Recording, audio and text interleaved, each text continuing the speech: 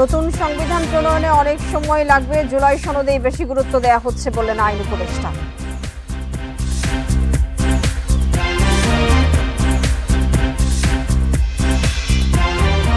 সন্ত্রাস বিরোধী সংশোধনী অধ্যাদেশের খসড়া অনুমোদন, সন্ত্রাসে জড়িত ব্যক্তি ও হত্যার কার্যক্রম নিষিদ্ধ।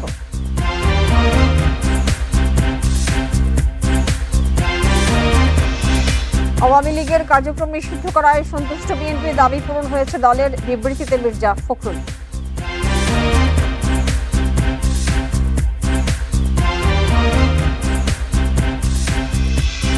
পুঁজিবাজারে আস্থা ফেরাতে প্রধান উপদেষ্টার 5 নির্দেশনা, বহুজাতিক ও বড় কোম্পানি তালিকাভুক্তির উদ্যোগ।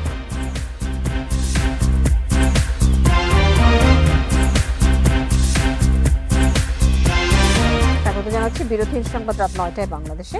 আপনাদের সাথে আছে আমি মাহমুদা মমিতা। শিরোনাম শুনছিলেন, চলে যাচ্ছে পুরো খবরে। নতুন সংবিধান প্রণয়ন সময় সাপেক্ষ, তাই জুলাই সনদেই বেশি গুরুত্ব দেওয়া হচ্ছে।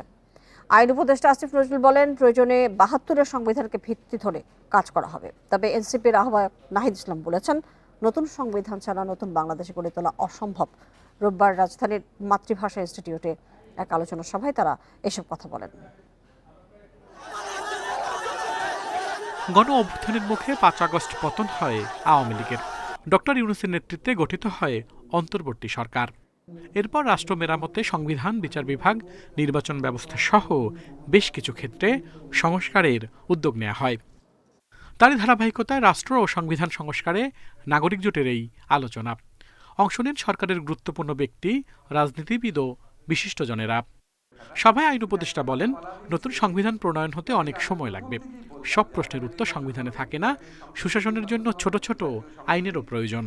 নতুন সংবিধান প্রণয়ন হতে বহুদিন লাগতে পারে। এখন এই জন্য আমি 72 সংবিধান কন্টিনিউ করব।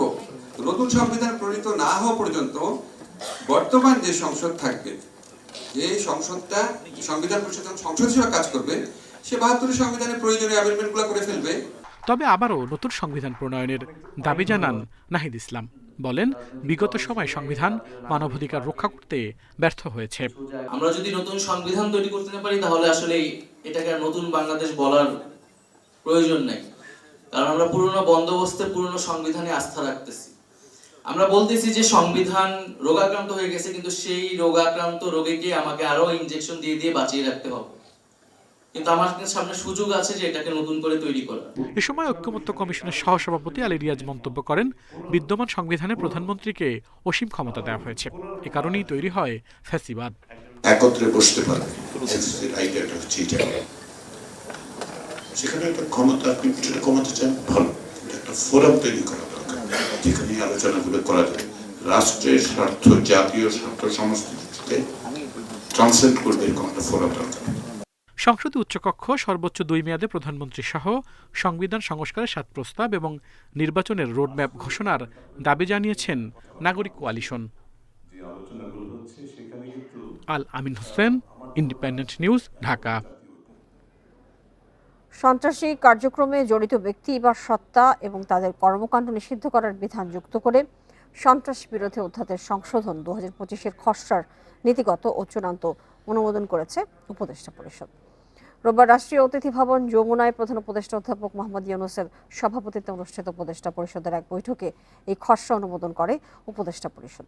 বিদ্যমান সন্ত্রাস বিরোধী আইনে কোনো সত্তার কার্যক্রম নিষিদ্ধকরণের বিধান ছিল না।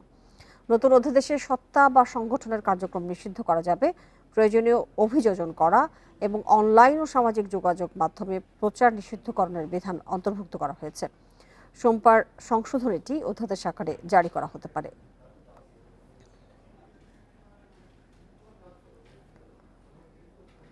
মানবতা বিরোধী অপরাধে অভিযুক্ত রাজনৈতিক দল কিংবা তার কোনো অঙ্গ সংগঠনের বিচার করতে পারবে আন্তর্জাতিক অপরাধ ট্রাইব্যুনাল। অপরাধ প্রমাণ হলে দল নিষিদ্ধ, নিবন্ধন বাতিল ও সম্পদ বাজেয়াপ্ত সহ নানা শাস্তি দিতে পারবে আদালত। ট্রাইব্যুনাল আইনে এই সংক্রান্ত বিধান যুক্ত করে অধ্যাদেশের গেজেট প্রকাশ করেছে সরকার।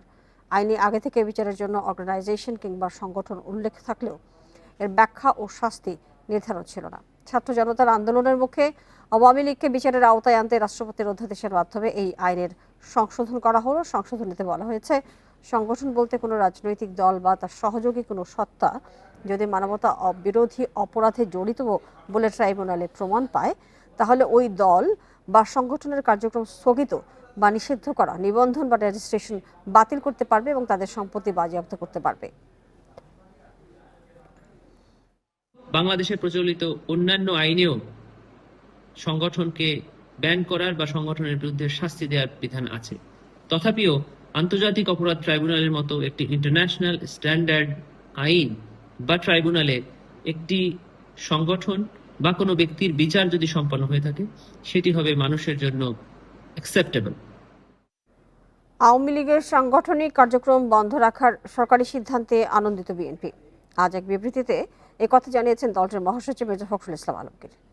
বিবৃতিতে তিনি বলেন, দেরিতে হলেও প্রাসঙ্গিক আইন সংশোধন করে ফ্যাসিবাদী দলের বিচারের সিদ্ধান্তকে সঠিক মনে করে বিএনপি। তবে বিএনপির দাবি মেনে আগে এই সিদ্ধান্ত নিলে চাপের মুখে ব্যবস্থা নেওয়ার মতো বিব্রতকর অবস্থায় পড়তে হতো না সরকারকে।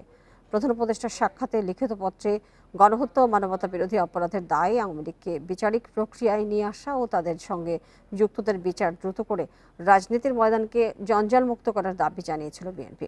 নির্বাচনের রোড ম্যাপ ঘোষিত না হওয়ায় জনমনে ক্ষোভ সৃষ্টি হচ্ছে দাবি করে সেই ব্যাপারে সচেতন হতে সরকারের প্রতি আহ্বান জানান বিএনপি মহাসচিব। রাজনৈতিক দলগুলোর সঙ্গে আলোচনা করে আওয়ামী লীগের কার্যক্রম নিষিদ্ধ করলে ভালো হতো বলে মন্তব্য করেছেন জামায়াতে ইসলামের আমির ডাক্তার শফিকুর রহমান। বিকেলে রাজধানীতে বাংলাদেশ ইনস্টিটিউট অব প্ল্যানার্সের 50 বছর পূর্তি অনুষ্ঠানে তিনি এই মন্তব্য করেন। শফিকুর রহমান আরও বলেন, জামায়াতে ইসলামী ক্ষমতায় গেলে এই প্রতিষ্ঠানের কার্যক্রম বাস্তবায়নে সহায়তা করবে। আওয়ামী লীগের কার্যক্রম নিষিদ্ধ করার সিদ্ধান্তকে স্বাগত জানিয়ে তিনি বলেন, এ বিষয়ে সরকারের প্রজ্ঞাপনের জন্য অপেক্ষা করছেন তারা। সেটা দেখার পর জামায়াত এই নিয়ে বিস্তারিত প্রতিক্রিয়া জানাবে। আমরা মনে করি আমরা স্বাগত জানাচ্ছি আমাদের আজকের অনুষ্ঠানে। এখন সরকারের পক্ষ থেকে একটা প্রজ্ঞাপন জারি করার কথা, আমরা ওইটা দেখার পরে মন্তব্য করব, এর আগে করব না।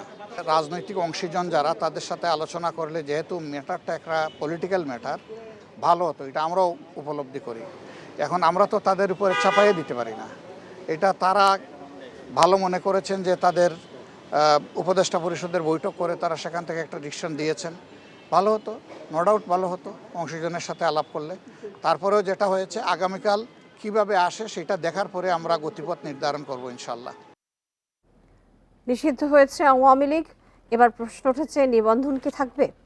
ইসি সচিব আক্তার আহমেদ জানিয়েছেন, এই বিষয়ে সিদ্ধান্ত নেবে নির্বাচন কমিশন। আর সাবেক নির্বাচন কমিশনার জেসমিন টুলি বলেন, নিবন্ধন বাতিল না হলেও পরবর্তী নির্বাচনে অংশ নিতে পারবে না আওয়ামী লীগ, কারণ দলটির সব কার্যক্রম নিষিদ্ধ করা হয়েছে। আওয়ামী লীগ নিষিদ্ধের দাবিতে বৃহস্পতিবার থেকে আন্দোলন শুরু হয়। যমুনার সামনে অবস্থান ও শাহবাগ ব্লকেডের পর শনিবার জরুরি বৈঠকে বসেন উপদেষ্টারা। পরে আওয়ামী লীগের কার্যক্রম নিষিদ্ধের সিদ্ধান্ত জানান আইন উপদেষ্টা আসিফ নজরুল। সন্ত্রাস বিরোধী আইনের অধীনে সাইবার স্পেস সহ আওয়ামী লীগের যাবতীয় কার্যক্রম নিষিদ্ধ করার সিদ্ধান্ত গ্রহণ করা হয়েছে। এমনকি অনলাইন কার্যক্রমও নিষিদ্ধ করা হয়েছে। এখন প্রশ্ন হলো, রাজনৈতিক দল হিসেবে আওয়ামী লীগের নিবন্ধন বাতিল হবে কি? নির্বাচনে অংশ নেওয়ার যোগ্যতাও কি হারিয়েছে? আমাদের তো আগে আদেশটা পেতে হবে। আদেশ হলে আমরা সেই মোতাবেক যেভাবে আছে সেই অনুযায়ী ব্যবস্থা নেওয়া হবে। এটা তো নিতে হবে, এটা তো ব্যতিক্রম করার তো কোনো সুযোগ নেই। এসি কাগজ পাওয়ার পরে প্রয়োজনীয় ব্যবস্থা নেবে। এদিকে বিশেষজ্ঞরা বলছে, নিবন্ধন বাতিল না হলেও পরবর্তী সিদ্ধান্ত না আসা পর্যন্ত নির্বাচনে অংশ নিতে পারবে না আওয়ামী লীগ। রাজনৈতিক দল হিসেবে যদি না বাতিল করে, যে রাজনৈতিক দল হিসাবে, তাহলে কিন্তু নিবন্ধনটা বাতিল করতে পারবে না, কিন্তু নিবন্ধনের কার্যক্রম, মানে নিবন্ধনের ফলে যে সমস্ত সুযোগ সুবিধা একটা রাজনৈতিক দল পায় নির্বাচনে অংশগ্রহণ করা, সেগুলো সমস্ত স্থগিত হয়ে থাকবে। জুলাই গণ অভ্যুত্থানের মাধ্যমে গত 5 আগস্ট পতন হয় আওয়ামী লীগের। এরপরই গণহত্যার অপরাধে আওয়ামী লীগের বিচার ও রাজনীতি নিষিদ্ধের দাবি ওঠে। রেজওয়ানুল হক, ইন্ডিপেন্ডেন্ট নিউজ, ঢাকা। 3 দফা দাবিতে শাহবাগে অবস্থান কর্মসূচি পালন করছেন জুলাই আন্দোলনে আহত সদস্যরা। শনিবার রাতে আওয়ামী লীগের কার্যক্রম নিষিদ্ধের পর এনসিপি, জামায়াতে ইসলামী সহ বিভিন্ন সংগঠন শাহবাগ ছাড়লেও আহত অনেকেই অবরোধ চালিয়ে যাচ্ছেন। তাদের দাবি, আওয়ামী লীগকে স্থায়ীভাবে নিষিদ্ধ জুলাই সনদ প্রকাশ ও আহতদের সুচিকিৎসা নিশ্চিত করতে হবে। এতে আহত ও শহীদ পরিবারের সদস্যরা অংশ নিয়েছেন। এদিকে শাহবাগ মোড়ের 4টি প্রবেশ পথে ব্যারিকেড দিয়ে রাখায় সব ধরনের যান চলাচল বন্ধ রয়েছে। বিক্ষোভকারীরা বলেছেন, দাবি আদায় না হওয়া পর্যন্ত তারা কর্মসূচি চালিয়ে যাবেন।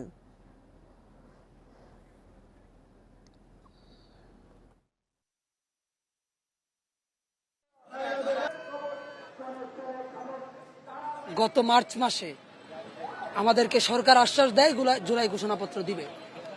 তারা জুলাই ঘোষণাপত্রটা দেয়নি, যার পরিপ্রেক্ষিতে তাদের প্রতি আমাদের আস্থা কমে গিয়েছে। এই বাংলাদেশে আর আওয়ামী লীগ রাজনীতি করতে পারবে না, তাদেরকে বিচার করতে হবে। আর আমাদেরকে এই আহতদের সনদপত্র দিতে হবে। জাতীয় ঐকমত্য কমিশন থেকে ডক্টর ইফতেখারুজ্জামানের অপসারণ ও ইউপিডিএফ এর কার্যক্রম নিষিদ্ধ সহ 5 দফা দাবিতে বিক্ষোভ করেছে স্টুডেন্টস ফর সভারেন্টি। বিকেলে ঢাকা বিশ্ববিদ্যালয় টিএসসির সামনে এই সমাবেশ হয়েছে। এ সময় বক্তারা পাহাড়ে স্বায়ত্তশাসন দাবি করা আঞ্চলিক সংগঠন ইউপিডিএফকে রাজনৈতিক স্বীকৃতি প্রশ্নে ঐকমত্য কমিশনের বৈঠকের বিরোধিতা জানান। সংগঠনটির আহ্বায়ক জিয়াউল হক দাবি করেন, ইউপিডিএফ একটি সন্ত্রাসী সংগঠন। তাদের সাথে বৈঠকের সিদ্ধান্ত দেশের সার্বভৌমত্বের প্রতি ঐকমত্য কমিশনের দায়বদ্ধতা প্রশ্নবিদ্ধ হয়েছে। ওই বৈঠক বিচ্ছিন্নতাবাদকে উস্কে দিয়েছে বলে অভিযোগ করেন তিনি। এছাড়া পাহাড়ে সন্ত্রাসী কার্যক্রম নিষিদ্ধে সার্বিক ব্যবস্থা নেওয়ার দাবি জানায় স্টুডেন্টস ফর সভারেন্টি। সন্ত্রাসী সংগঠনের সাথে বৈঠক করার মাধ্যমে তাদের যে নৈতিক দায়বদ্ধতা বাংলাদেশের সার্বভৌমত্বের প্রতি, সেই দায়বদ্ধতা তারা হারিয়ে ফেলেছে। তাদের আমরা স্পষ্ট বলতে চাই যে অন্তর্বর্তী সরকারের যেসব কুশীলব যারা পার্বত্য চট্টগ্রামের বিচ্ছিন্নতাবাদীদেরকে সহযোগিতা করছে, বিচ্ছিন্নতাবাদ উস্কে দিচ্ছে, সেই সব কুশীলবদেরকে অতি দ্রুত ঐকমত্য কমিশন থেকে অপসারণ করতে হবে। আন্তর্জাতিক অপরাধ ট্রাইব্যুনালের অনেক কর্মকর্তা কর্মচারী এখন যেন গলার কাটা। স্বৈরাচারী শেখ হাসিনার সরকারের সময় নিয়োগ দেওয়া হয় এসব ব্যক্তির মধ্যে অনেককে ঘিরে নানা সন্দেহ থাকলেও আমলাতান্ত্রিক জটিলতায় বদলি করা যাচ্ছে না।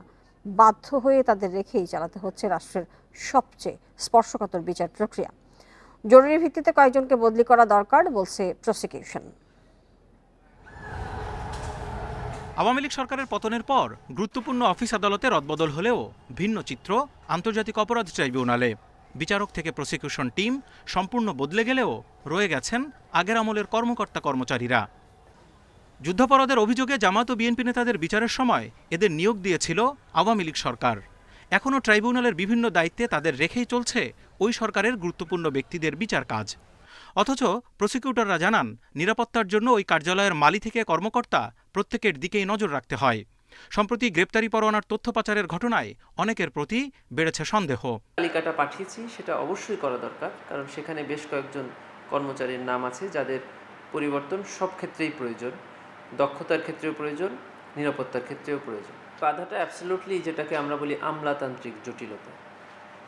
সরকারের আন্তরিকতার কোনো ঘাটতি আমি দেখিনি, কারণ আমরা যখনই এই প্রস্তাব নিয়ে গেছি সরকারের দায়িত্বপ্রাপ্ত যিনি ওখানে আছেন বা যারা আছেন সকলেই তাদের পক্ষ থেকে যা বলার বলে দিয়েছে, কিন্তু শেষে গিয়ে দেখছি যে আমরা এর কার্যকারিতাটা দেখতে পাচ্ছি না। শুধু ট্রাইব্যুনালের জন্যই তাদের নিয়োগ দেওয়া হয়েছে বলে বদলি নিয়ে জটিলতা দেখা দিয়েছে। তবে প্রসিকিউশন বলছে সরকার চাইলেই পরিবর্তন সম্ভব। এজন্য সুপ্রিম কোর্ট ও আইন মন্ত্রণালয়ে কয়েক দফা চিঠিও দিয়েছে প্রসিকিউশন। রিয়ারেঞ্জ করা অত্যন্ত জরুরি, কারণ আমাদের ট্রাইব্যুনাল, বিশেষ করে প্রসিকিউশন, এটা অত্যন্ত একটি সেন্সিটিভ জায়গা। বিগত আমলে যারা ছিলেন তারা একটি মন মানসিকতা তারা একটা ধারণ করত। স্বাভাবিক 5ই আগস্টের পরে একটি বিপ্লবী সরকার গঠিত হওয়ার পরে তারা যে মন মানসিকতা ধারণ করে সেটা দিয়ে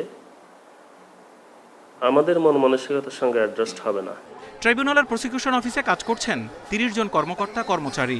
এছাড়া রেজিস্ট্রার অফিসে কর্মরত আরও 30 জন। তাদের চাকরি স্থায়ীকরণ সংক্রান্ত জটিলতায় সরানো যাচ্ছে না। Zahidul Bashar, independent news, Dhaka. Share বাজারের উন্নয়নে বহুজাতিক ও বড় বড় কোম্পানি তালিকাভুক্ত করার উদ্যোগ নেওয়ার পাশাপাশি 5টি নির্দেশনা দিয়েছেন প্রধান উপদেষ্টা প্রফেসর মোহাম্মদ ইউনূস। সকালে প্রধান উপদেষ্টার বাসভবন যমুনায় পুঁজিবাজার সংশ্লিষ্টদের সঙ্গে বৈঠকে এই নির্দেশনা দেন তিনি। পরে প্রধান উপদেষ্টার প্রেস সচিব শফিকুল আলম সাংবাদিকদের এই তথ্য জানান। বলেন, সংস্কারের মাধ্যমে পুঁজিবাজারে আস্থা ফেরাতে 3 মাসের মধ্যে বিদেশ থেকে অভিজ্ঞদের আনার নির্দেশ দিয়েছেন প্রধান উপদেষ্টা অধ্যাপক মোহাম্মদ ইউনূস। এছাড়া বেসরকারি খাতের বড় কোম্পানিগুলোকে শেয়ার বাজারে আনতে প্রয়োজনে প্রণোদনা দেওয়ার নির্দেশ দেওয়া হয়েছে। পাশাপাশি অনিয়মের অভিযোগ আছে এমন ব্যক্তিদের বিরুদ্ধে ব্যবস্থা নেওয়ার নির্দেশ দেন তিনি। এছাড়া যেসব বড় কোম্পানি ব্যাংক থেকে ঋণ নিচ্ছে তারা কিভাবে শেয়ার বাজার থেকে বন্ড ইস্যুর মাধ্যমে অর্থ সংগ্রহ করতে পারে সে বিষয়ে গুরুত্ব দিয়েছেন প্রধান উপদেষ্টা। নির্মোহভাবে এই স্টক মার্কেটে তারা রিফর্মটা ইনিশিয়েট করতে পারবেন, তারা সাজেস্ট করতে পারে, রিকমেন্ডেশন দিতে পারেন, সেই অনুযায়ী কাজ করেন। চিফ অ্যাডভাইজার খুব দ্রুত এই রিফর্মে যারা এবং যাদের এই অভিজ্ঞতা আছে, অন্যান্য আমাদের নেইবারিং কান্ট্রি হোক বা বাইরের হোক, যারা এই কাজগুলো করে এসছেন বিভিন্ন স্টক মার্কেটে, তাদেরকে, এবং এরা বিদেশি, যাদের আসলে আমাদের এই মার্কেটে কোনো স্টেক নাই, এরকম এক্সপার্টদেরকে আনতে বলেছে। বিদেশের কারাগারে আটক বাংলাদেশিদের সহায়তার যথেষ্ট সুযোগ নেই বলে অভিযোগ পাওয়া গেছে। ফলে চরম ভোগান্তি ও অনিশ্চয়তায় পড়েন প্রবাসীদের পরিবারের সদস্যরা। জনবল সংকট আছে জানিয়ে বিশেষজ্ঞরা বলছেন, দরকার এক টেবিল থেকে সব সমাধান দেওয়ার ব্যবস্থা। একই সঙ্গে অনিয়মিত অভিবাসন ঠেকাতে এখনই উদ্যোগ নেওয়ার দাবি তাদের। চলতি বছরের এপ্রিল পর্যন্ত সরকারি হিসাবে বিদেশের কারাগারে বন্দী আছেন 11,622 জন বাংলাদেশি। অবৈধ অভিবাসন, মানব পাচারের শিকার, মাদক ও মারামারির মতো আইন ভঙ্গ করার অভিযোগে তারা কারাগারে। এর মধ্যে মুক্তি পেয়ে কতজন দেশে ফিরেছেন তা কেউ জানে না। তবে জানা গেছে 19টি দেশের কারাগারে বাংলাদেশিরা আটক আছেন। সবচেয়ে বেশি সৌদি আরবের কারাগারে, সংখ্যায় তারা 8,000-এর মতো। মালয়েশিয়ায় আটক 1,026 জন। এছাড়া দুবাইয়ে 896 ও ওমানে 440 জন কারাবাস করছেন। এদিকে বৈষম্য বিরোধী আন্দোলনের সমর্থনে বিক্ষোভ করে বিভিন্ন দেশে আটকদের মধ্যে 202 জনকেই ফিরিয়ে এনেছে অন্তর্বর্তী সরকার। তবে এখনো 22 জন দেশে ফেরার অপেক্ষায় কারাবাস করছেন আবুধাবিতে। আবুধাবি আল সদর জেলে আমাদের তথ্য মতে 19 জন আছে এবং গভর্নমেন্ট যেটা বলছে 22 জন, সেটা হচ্ছে যে আরও বিভিন্ন জায়গায় সিআইডি অফিসে এবং অনেকেই আটক আছে এবং এখন গ্রেফতার প্রক্রিয়াটা চলমান। সবার আগে কারাবন্দীদের সব তথ্য সংগ্রহ করার তাগিদ দিয়েছেন অভিবাসন বিশেষজ্ঞরা। এরপর সংশ্লিষ্ট দূতাবাসকে প্রতিটি মামলায় সহায়তা দেওয়ার পরামর্শ তাদের। সেই অনুযায়ী কত সময়ের মধ্যে, কতদিনের মধ্যে কি তথ্য সে মন্ত্রণালয়ে পাঠাবে, পরিবারকে তথ্য দিতে হলে কিভাবে দেবে, আইনজ্ঞ নিয়োগ করতে হলে সেটা কিভাবে হবে। যারা অন্তরীণ আছে বাংলাদেশি, তাদের জন্যই এক ধরনের একটা স্ট্যান্ডার্ড অপারেটিং প্রসিডিওর, এসওপি জাতীয় একটা কিছু হয়তো করা যেতে পারে। অনিয়মিত অভিবাসন কমানোর জোর তাগিদ দিয়েছেন বিশেষজ্ঞরা। এজন্য দেশ ছাড়ার আগে প্রতিটি কর্মীকে গন্তব্য দেশের নিয়ম নীতি আইন সম্পর্কে ভালো ধারণা দেওয়া জরুরি। আমাদের লেবার অ্যাটাচিগুলোর মধ্যে কিন্তু এক ধরনের ল রিটেনারের পোস্টটা খুব দরকার, যারা আমাদের ওয়ার্কারদের পক্ষে আইনি লড়াইটা করবেন, কারণ ওখানে আমাদের যে বাংলাদেশ হাইকমিশনের যে লোকবল আছে তারা কিন্তু খুবই অপ্রতুল। বিদেশের জেলে থাকা স্বজনের খোঁজ পেতে প্রবাসী কল্যাণ মন্ত্রণালয়ে আলাদা ডেস্ক খোলার দাবি সংশ্লিষ্টদের। সুলতানা জাহান মিতু, ইন্ডিপেন্ডেন্ট নিউজ, ঢাকা। সারা দেশে তীব্র গরমে হাঁসফাঁস অবস্থা। ঢাকা, রাজশাহী সহ 8 জেলায় বয়ে যাচ্ছে তীব্র থেকে অতি তীব্র তাপপ্রবাহ। তবে মঙ্গলবার থেকে বৃষ্টির পূর্বাভাস দিচ্ছে আবহাওয়া অফিস। তখন বৃষ্টির প্রভাবে কমবে তাপপ্রবাহ। কয়েকদিন ধরে তীব্র রোদ ও ভ্যাপসা গরমে নাজেহাল সারা দেশের মানুষ। কোথাও কোনো স্বস্তি নেই। ভোর কিংবা রাতেও গরমের তেজ কমছে না। টানা 5 দিন ধরে এমন গরমে অতিষ্ঠ হয়ে উঠেছে জনজীবন। নেই বৃষ্টির দেখা। ছুটির দিনে সকাল থেকেই যেন পুড়ে যাচ্ছে রাজধানী। প্রচণ্ড গরম মানুষের জীবনকে করে তুলেছে বিপর্যস্ত। শহরের রাস্তাঘাট দুপুরের আগেই ফাঁকা হয়ে যাচ্ছে। এরই মধ্যে রিকশা চালক, নির্মাণ শ্রমিক ও দিনমজুরেরা রোদ ও গরম উপেক্ষা করে জীবিকার তাগিদে কাজ চালিয়ে যাচ্ছেন। খুলনা ও রাজশাহী বিভাগে তাপপ্রবাহ এখন সবচেয়ে বেশি। এর সঙ্গে চট্টগ্রাম, বরিশাল বিভাগেও তাপপ্রবাহ আছে। এর প্রভাবে ঢাকাসহ অন্যান্য বিভাগে তাপপ্রবাহ অনুভূত হচ্ছে। মেয়েটা আজকে মনে করেন যে 2-3 বার পানি করতেছে। একবার পানি দিয়ে আইসক্রিম দিচ্ছি, আবার পানি দিচ্ছি। মানে ওখানে এখানে তাপমাত্রা অনেক বৃদ্ধি। এমন কষ্ট হইতেছে, গাড়ি না চালা গাছের সাথে ঘুমায় থাকে, কিন্তু গাছের ছায়া ঘুমায় থাকলে তো পেট চলবো না। প্রচন্ড গরমের মধ্যে আসলে এটা মানুষের খুবই একটা মারাত্মক অবস্থা সৃষ্টি হয়েছে। সোমবার থেকে কমবে তাপপ্রবাহ। মঙ্গলবার থেকে বৃষ্টির পরিধি বাড়ার পূর্বাভাস দিয়েছে আবহাওয়া অধিদপ্তর। হতে পারে কালবৈশাখীও। এবং আগামীকালকে দেশের উত্তর পূর্বাঞ্চলে বৃষ্টিপাতের পরিমাণটা আরেকটু এরিয়া বাড়বে, অর্থাৎ ময়মনসিংহ, ঢাকা বিভাগের উত্তরাংশ, চট্টগ্রাম বিভাগের উত্তরাংশ এবং সিলেটে বৃষ্টিপাতের সম্ভাবনা রয়েছে। ফলে তার পরের দিন অর্থাৎ আগামী পরশু দিনে সারা দেশে বৃষ্টিপাতের সম্ভাবনা, তখন সারা দেশেই তাপমাত্রা কমার সম্ভাবনা রয়েছে। সংশ্লিষ্টরা জানান, প্রচণ্ড গরমে বাড়ছে নানা স্বাস্থ্য ঝুঁকি। এই সময় বৃদ্ধ ও শিশুদের আরও বেশি যত্ন নিতে হবে। Mahmudul Hasan, independent news, Dhaka. এদিকে বিকেলে বিভিন্ন জেলায় বজ্রসহ ঝড় বৃষ্টি হয়েছে। বজ্রপাতে কিশোরগঞ্জ, হবিগঞ্জ সহ 3 জেলায় 6 জন নিহত হয়েছেন। আর ময়মনসিংহের ঝড়ে গাছের ডাল ভেঙে পড়ায় মারা গেছেন 2 জন। কিশোরগঞ্জের ভৈরব, কুলিয়ারচর ও করিমগঞ্জে মাঠে কাজ করার সময় হঠাৎ বজ্রপাতে 3 কৃষক সহ 4 জন নিহত হন। বিকেলে ঝড় বৃষ্টির এক পর্যায়ে বজ্রপাতে তাদের মৃত্যু হয়। এ সময় গুরুতর আহত হয়েছেন এক কৃষক। নিহতরা হলেন ভৈরবের রসুলপুর গ্রামের ফারুক মিয়া, শ্রীনগর গ্রামের ফয়সাল ও কুলিয়ারচরের হাজারীনগর গ্রামের কবির হোসেন। এদিকে ময়মনসিংহে কালবৈশাখী ঝড়ে গাছের ডাল ভেঙে সজীব মিয়া ও সুরজ মিয়া নামে 2 জনের মৃত্যু হয়েছে।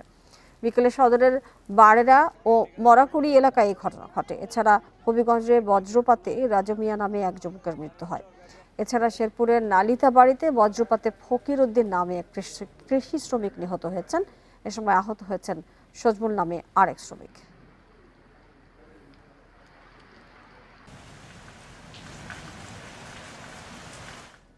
শাহজালাল বিমানবন্দরে কার্গোতে চাপ বাড়ায় জায়গা বরাদ্দে বৈষম্যের শিকার হচ্ছেন কৃষি পণ্য রপ্তানিকারকরা। তাদের দাবি, তৈরি পোশাক ও অন্যান্য খাতকে অগ্রাধিকার দিতে গিয়ে ব্যাহত হচ্ছে শাকসবজি ও ফল রপ্তানি। এসব পণ্যের রপ্তানি বাধাগ্রস্ত হওয়ায় ক্রেতা হারানোর অভিযোগ তাদের। এতে বাজার হাতছাড়া হওয়ারও শঙ্কা রয়েছে। ভারত ট্রান্সশিপমেন্ট সুবিধা প্রত্যাহারের পর বিকল্প হিসেবে সিলেট বিমানবন্দর থেকে চালু হয়েছে কার্গো ফ্লাইট। তবে এ সুবিধা থেকে বঞ্চিত হচ্ছেন কাঁচা শাকসবজি ও ফলমূল রপ্তানিকারকরা। কার্গো ফ্লাইটে তৈরি পোশাককে অগ্রাধিকার দেওয়ার অভিযোগ তাদের। ট্রান্সশিপমেন্ট সুবিধা বাতিলের পর থেকে বিমানের কার্গোতে এখন চাপ আরও বেড়েছে। এতে জায়গা না পাওয়ায় বিপাকে কৃষিপণ্য রপ্তানিকারকরা। ক্যালকাটার থেকে যে সমস্ত কার্গো যেত, ডাই কার্গো, এগুলো সব কিন্তু ঢাকার স্টেশনে চলে আসছে। আর সিলেট থেকে যেটা যাচ্ছে ওইটা কিন্তু অতটুকু ক্যাপাসিটি কিন্তু নাই, যার কারণে ঢাকা স্টেশনে এখন চাপটা 2 গুণ হয়ে গেল। সংকটের মধ্যে মে মাসে 2 দফা বেড়েছে কার্গো ভাড়া। এতে কৃষিপণ্য রপ্তানিতে আগ্রহ হারাচ্ছেন ব্যবসায়ীরা। সার্ভিস চার্জ সহ প্রতি কেজি কৃষিপণ্যের সর্বশেষ বাংলাদেশ বিমান ভাড়া বাড়িয়েছে 55 থেকে 60 সেন্ট পর্যন্ত। আমাদের ক্যাপাসিটিও কমে গেল, ভাড়াও বেড়ে গেল। পাশাপাশি ক্যালকাটাতে যেহেতু ড্রাই কার্গো বাংলাদেশ থেকে জিয়া এক্সপোর্ট হতো, ওটা এখন না হওয়ার কারণে ক্যালকাটার স্পেস অনেক বেড়ে গেল। এখন সব সবজি মিডল ইস্টের যত কাস্টমার আছে সবগুলা কিন্তু ডাইভার্ট করে তাদের ব্যবসা ক্যালকাটা, দিল্লি এবং বোম্বে নিয়ে যাইতেছে। আমরা দ্রুততার সাথে এটা সমাধান করার জন্য সরকারের আশুদৃষ্টি কামনা করছি এবং এই সরকার যেন সকল বিষয়ে যেন দীর্ঘসূত্রতা না করে। কার্গো ফ্লাইটে কৃষিপণ্যের জায়গা স্বল্পতা দূর করতে কাজ চলছে বলে জানিয়েছেন বেবিচক চেয়ারম্যান। শাক সবজি, অন্যান্য ফ্রোজেন যেগুলো পচনশীল আইটেমস আছে সেগুলো যেন পৌঁছাতে পারি। তো তার জন্য ওখানে আমরা একটা তো প্যাকিং হাউস বলে সেই স্থাপনাটা লাগবে। আমরা অলরেডি কাজ শুরু করেছি এবং যত দ্রুত সম্ভব চিটাগং থেকে আমরা কার্গো অপারেশন শুরু করছি। যুক্তরাজ্য, কানাডা, সংযুক্ত আরব আমিরাত সহ বিভিন্ন দেশে প্রতিদিন প্রায় 700 টন সবজি রপ্তানি সম্ভব। যদিও নানা সীমাবদ্ধতায় দেশ থেকে দৈনিক এসব পণ্য যাচ্ছে মাত্র 180 টনের মতো। তৌহিদ রানা, ইন্ডিপেন্ডেন্ট নিউজ, ঢাকা। এই ছিল এখনকার সংবাদে। ধন্যবাদ সবাইকে সাথে থাকার জন্য।